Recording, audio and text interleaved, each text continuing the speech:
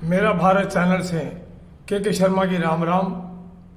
बहुत समय के बाद मैं अपनी आज वीडियो निकाल रहा हूं क्योंकि कुछ व्यस्तताएं रही।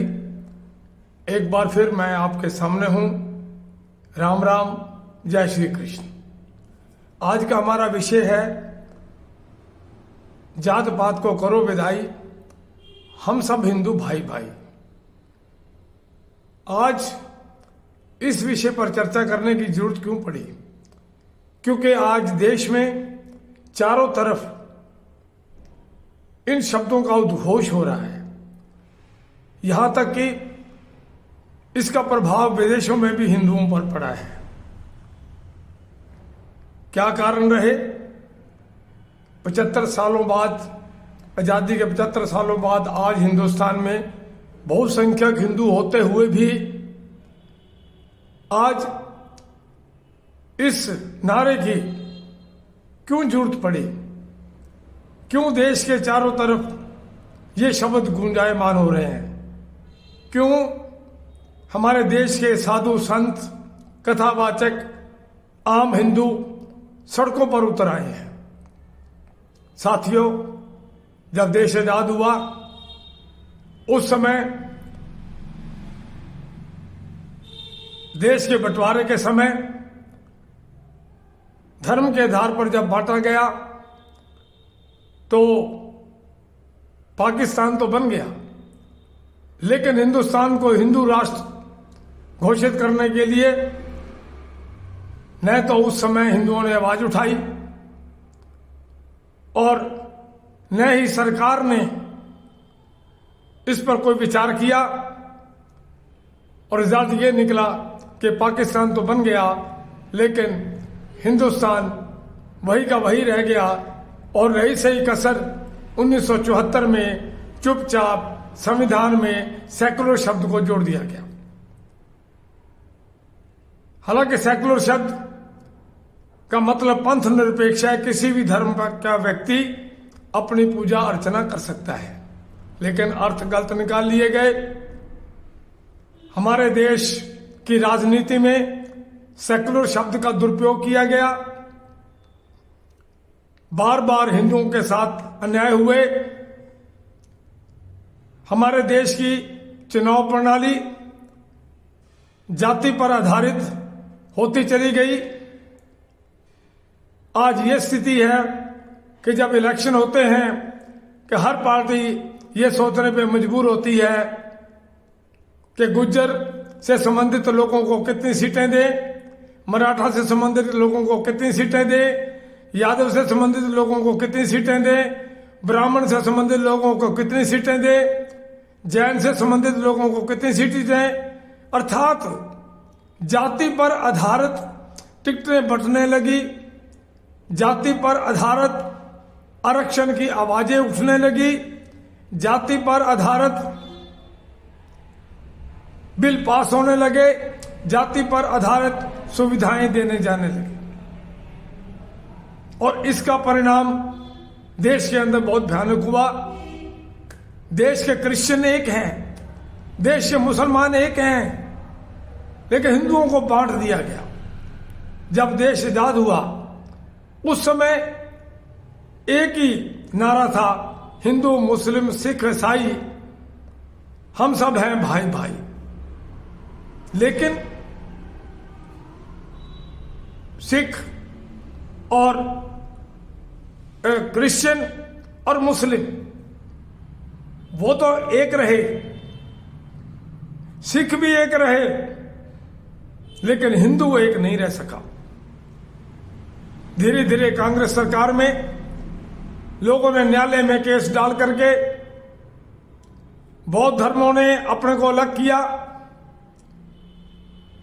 फिर सिख धर्म ने अपने आप को अलग किया,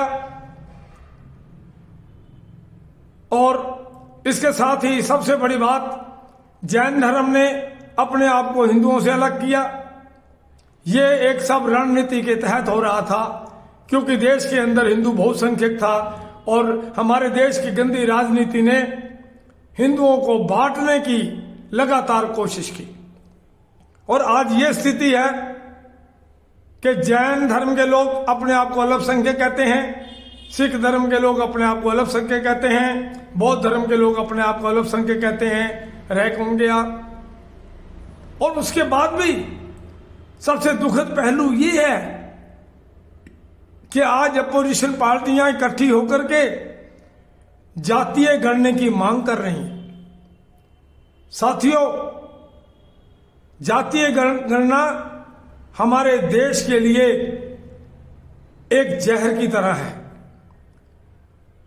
देश विरोधी ताकतें हिंदुस्तान को कमजोर करने के लिए, देश विरोधी ताकतें बहुसंख्यक हिंदू को बांटने के लिए ये सब प्रपंच कर रही है। क्योंकि हिंदुओं में बार बार हिंदुओं की जातियों को सामने लाया जाता है, फला मराठा है, फला राजपूत है, फला यादव है। इसी प्रकार सभी कास्टों का जिक्र होता है इलेक्शन के दौरान, और वोटों को उसी तरीके से बांटकर लेने की प्रक्रिया चल पड़ती है। आज विपक्ष ये कहता है कि जातीय जनगणना करेंगे, उसी हिसाब से सुविधाएं दी जाएंगी। मेरे देश के हिंदुओं, इस बात को समझो, आप पहले भी बहुत बढ़ चुके हो। अगर अब भी आप विपक्ष के इस कुचक्र में फंसे, विपक्ष की इस बात को आप उनकी साजिश को ना समझे, तो याद रखना कि और तो किसी का नहीं, लेकिन हिंदुओं का हाल बहुत बुरा हो जाएगा। क्यों ये कोशिश होती है? क्योंकि बहुसंख्यक हिंदू हैं। आज केवल हिंदू 120 करोड़ है। 120 करोड़ में जो देश विरोधी ताकतें हैं वो ये सोचते हैं कि अगर हिंदुओं को काट दिया जाए, हिंदुओं को बांट दिया जाए, तो हमारे सत्ता लेनी बड़ी आसान हो जाएगी। क्यों? एक तो ये कारण है। दूसरा कारण है कि सनातन को गाली दी जा रही है। सनातन धर्म को मलेरिया मच्छर कहा जा रहा है, सनातन धर्म को हिंसक कहा जा रहा है, सनातन धर्म को बीमारी कहा जा रहा है। न जाने कितने कितने शब्दों से हमारे सनातन धर्म को गालियां दी जा रही हैं, और सुनने वाले, कहने वाले भी वही हिंदू हैं। और अगर सोचिए कि यह भी एक कुचक्र है, और हिंदू होते हुए भी हमारे देश में रामायण की प्रीतियां जलाई जाती हैं, हिंदू होते हुए भी, हिंदुओं की सरकार होते हुए भी हमारी राम यात्रा पर पत्थर फेंके जाते हैं।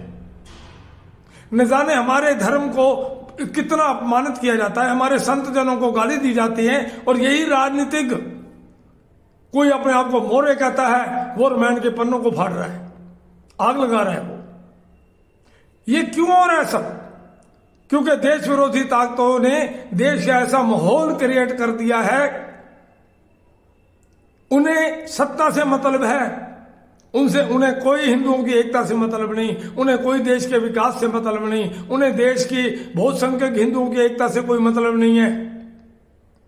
जहां जहां हिंदू कमजोर पड़ा, वहां लगातार कटता चला गया।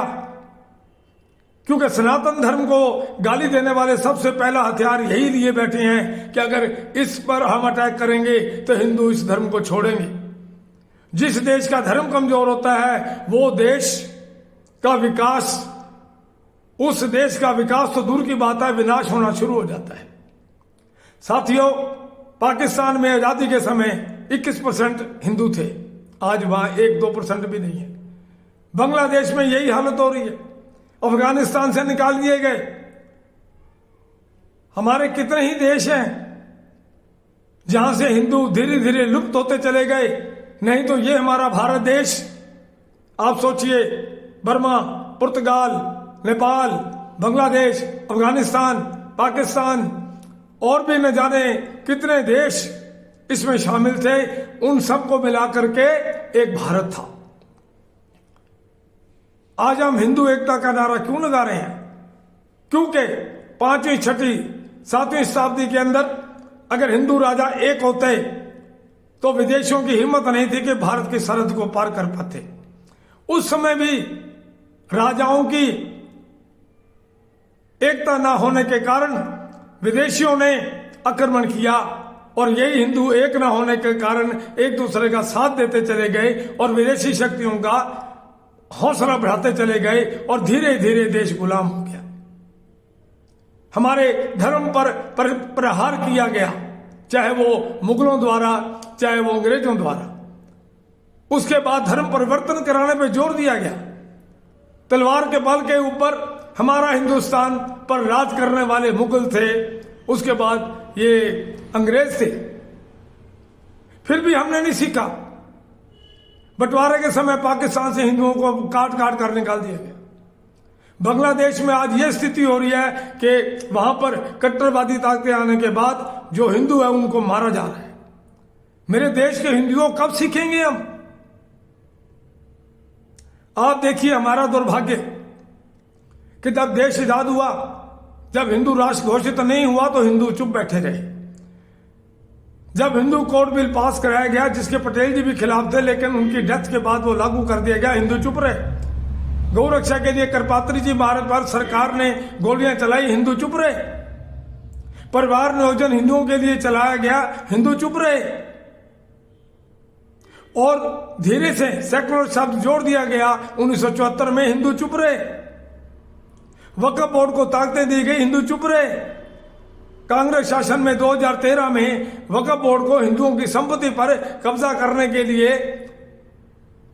अधिकार दे दिए गए, हिंदू चुप रहा।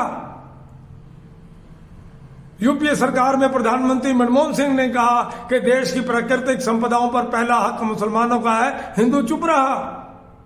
ये क्या है? हिंदुओं की सरकार होते हुए, हिंदू बहुसंख्यक होते हुए इन सब बातों को बर्दाश्त करता चला गया। और आज ये स्थिति है कि अगर हम इसी तरीके से जात पात देख करके वोट देते चले गए, गलत शक्तियों को आगे लाते चले गए, कि वो दिन दूर नहीं कि धीरे धीरे इन हिंदुओं के साथ बहुत बुरा होगा। हमारे आने वाली पीढ़ियां के साथ क्या हश्र होगा ये आप देख सकते हो कि एक हिंदुस्तान के गांव में भी अगर हिंदू अल्पसंख्यक हो गया तो उनको पलायन करना पड़ा। अगर हिंदुस्तान में हिंदू एक ना हुआ और गैर धर्म के लोग हावी हो गए, या उनकी संख्या बढ़ गई, या उनकी जनसंख्या बढ़ गई, तो आप सोचिए कि हिंदुओं के साथ क्या होगा। तब हिंदू कहां जाएगा? हिंदू के पास जाने के लिए कौन सा देश है? विश्व में एक भी हिंदू देश नहीं है जहां वो जा सके। इसलिए ये बात पिछले वर्ष से उठी कि जात पात की करो विदाई, हम हिंदू हैं भाई भाई। क्योंकि सनातन धर्म के अंदर जो भी विकृतियां हैं छुआछूत की, उसको खत्म किया जाए। कोई छोटी जात का नहीं है, कोई स्वर्ण नहीं है। हमें एक होना होगा। अगर अपने सनातन धर्म को बचाना है तो एक होना होगा। हमें उन शक्तियों को शासन में लाना होगा जो हमारे सनातन धर्म के पक्ष में हैं। हमें उन शक्तियों को आगे बढ़ाना होगा जो सनातन धर्म के पक्ष ही में। यह तभी हो सकता है कि अगर हम जाति पाति को बुलाकर सब एक होकर के हम अपने भविष्य के बारे में सोचें, देश के भविष्य के बारे में सोचें, आने वाली पीढ़ियों के बारे में सोचें। बस इतना निवेदन है कि ये इस नारे को जो एक जीवंत प्रश्न है इसको ऐसे ही ना समझें। कृपा करके सब एक होकर इस देश के विकास के लिए आगे बढ़े। धन्यवाद।